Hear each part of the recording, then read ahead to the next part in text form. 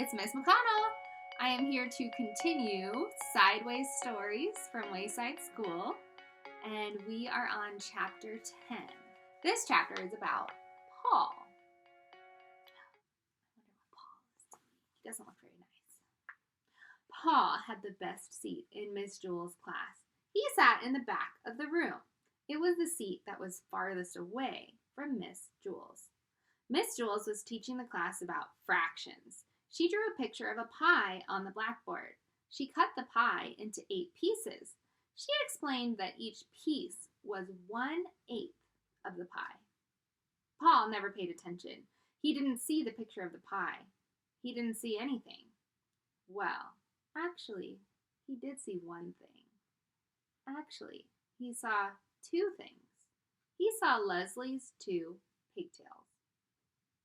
Leslie sat in front of Paul. She had 2 long brown pigtails that reached all the way down to her waist. Paul saw those pigtails and a terrible urge came over him. He wanted to pull a pigtail. He wanted to wrap his fist around it, feel the hair between his fingers, and just yank. He thought it would also be fun to tie the pigtails together, or better yet, tie them to her chair. But most of all, he just wanted to pull one. Slowly, he reached for the one on the right. No! What am I doing? He thought, I'll only get into trouble. Paul had it made. He sat in the back of the room. He paid no attention to anyone, and nobody paid any attention to him. But if he pulled a pigtail, it would all be over. Leslie would tell on him, and he'd become the center of attention. He sighed and slowly withdrew his arm. But Paul couldn't ignore those pigtails. There they were, dangling right in front of him, just begging to be pulled. He could close his eyes, but he couldn't make the pigtails disappear. He could still smell them and hear them. He could almost taste them. Maybe just a little tug, he thought. No, none. There they hung, easily within his reach. Well, let them just hang there, thought Paul. It would be foolish to pull one, no matter how tempting they were. None of the other children in the class pulled pigtails. Why should he? Of course, none of the other children sat behind Leslie either. It was just a simple matter of being able to think clearly. That was all. Paul thought it over and decided not to pull one. It was as simple as that. Suddenly, his arm shot forward. He grabbed Leslie's right pigtail and yanked. Yeah! Screamed Leslie. Everybody looked at her. Paul pulled my pigtail, she said. They all looked at Paul. I couldn't help it, said Paul. You'd better learn to help it, said Mrs. Jewels. She wrote Paul's name on the blackboard under the word discipline. Tell Leslie you're sorry. I'm sorry, Leslie, said Paul. Humph, said Leslie. Paul felt horrible. Never again would he pull another pigtail, except there was this one problem. He still wasn't satisfied. He had pulled the right one, but that wasn't enough. He wanted to pull the left one, too. It was as if he heard a little voice coming from the pigtail saying, Pull me, Paul, pull me. I can't, Paul answered. My name's already on the blackboard under the word discipline. Big deal, said the pigtail. Pull me. No way, said Paul. Never again. Come on, Paul, just a little tug, urged the pigtail. What harm could it do? Lots of harm, said Paul. Leslie will scream and I'll get in trouble again. Boy, that's not fair, whined the pigtail. You pulled the right one. Now it's my turn. I know, but I can't, said Paul. Sure you can, said the pigtail. Just grab me and yank. No, said Paul. It's not right. Sure it is, Paul, said the pigtail. Pigtails are meant to be pulled. That's what we're here for. Tell that to Leslie, said Paul. Leslie won't mind, said the pigtail. I promise. I bet, said Paul, just like she didn't mind the last time. You just didn't pull hard enough, said the pigtail. Leslie likes us pulled real hard. Really? Asked Paul. Cross my heart, said the pigtail. The harder the better. Okay, said Paul, but if you're lying, I promise, said the pigtail.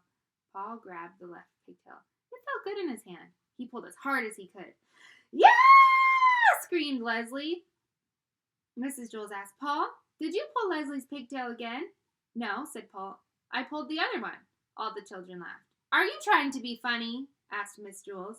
No, said Paul. I was trying to be fair. I couldn't pull one and not the other. The children laughed again. Pigtails are meant to be pulled, Paul concluded. Miss Jewels put a check next to Paul's name on the blackboard under the word discipline. But at last, Paul was satisfied. True, his name was on the blackboard with a check next to it, but that really didn't matter. All he had to do was stay out of trouble the rest of the day, and his name would be erased. It's easy to stay out of trouble when you have the best seat in the class. In fact, Paul could do this every day. He could pull Leslie's pigtails twice and then stay out of trouble the rest of the day.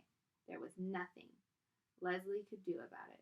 Suddenly, out of nowhere, Leslie screamed, "Yeah!" Miss Jules circled Paul's name and sent him home early on the kindergarten bus. Nobody would believe that he hadn't pulled Leslie's pigtail again. Chapter 11, Dana. Here's Dana. Dana had 4 beautiful eyes. She wore glasses, but her eyes were so beautiful that the glasses only made her prettier. With 2 eyes, she was pretty. With 4 eyes, she was beautiful. With 6 eyes, she would have been even more beautiful. And if she had 100 eyes all over her face and arms and her feet, why, she would have been the most beautiful creature in the world. But poor Dana wasn't covered from head to foot with beautiful eyes. She was covered with mosquito bites. Miss Jules picked up her yardstick and said, "Now it's time for arithmetic." "Oh no, Miss Jules," said Dana. "I can't do arithmetic. I itch all over. I can't concentrate." "But we have all kinds of arithmetic," said Miss Jules. "Addition without carrying, addition with carrying, and carrying without addition." "But we have all kinds of arithmetic," said Mrs. Jules.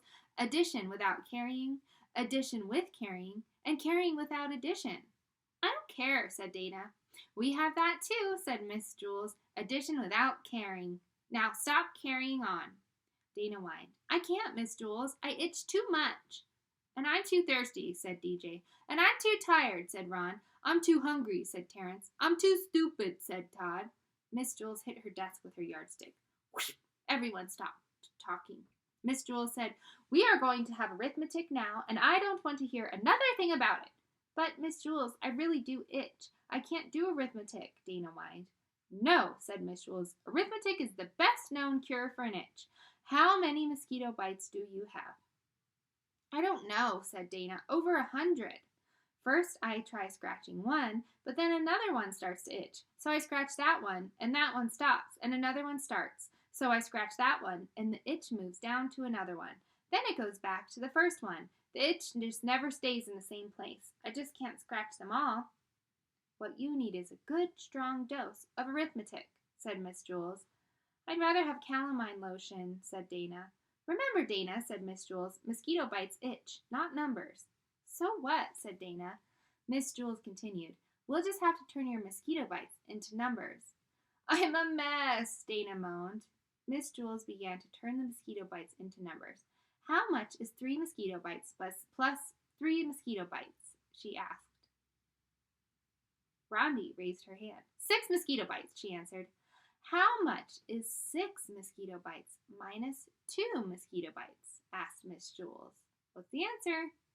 6 mosquito bites minus 2. 4 mosquito bites, said DJ. "How much is 5 mosquito bites times 2? Asked Miss Jules. This one's tough. 5 times 2. 5 twice is 5 plus 5. 10 mosquito bites, said BB. "Very good," said Miss Jules. "I still itch," Dana complained. "I've got one more question. How much is 49 mosquito bites plus 75 mosquito bites?" Nobody raised a hand. "Think, class," said Miss Jules. "This is for Dana." Nobody knew the answer. Dana's itch began to get worse and worse. At last, Dana began counting her own mosquito bites. She counted 75 on one side and 49 on the other. Then she added them together for a total of 124 mosquito bites. 124 mosquito bites, Dana called. "Very good," said Miss Jules. Dana had 124 mosquito bites, and none of them itched anymore. "I'm still thirsty," said DJ. "Can arithmetic do anything for that?" "I'm still tired," said Ron. "I'm still hungry," said Terrence. "I'm still stupid," said Todd. "I'm glad we turned my mosquito bites into numbers instead of letters," said Dana. I could never spell mosquito. Can anybody spell mosquito? That one's a tough one. Send me your answers. Spell mosquito. Bye, guys. I'll see you again soon.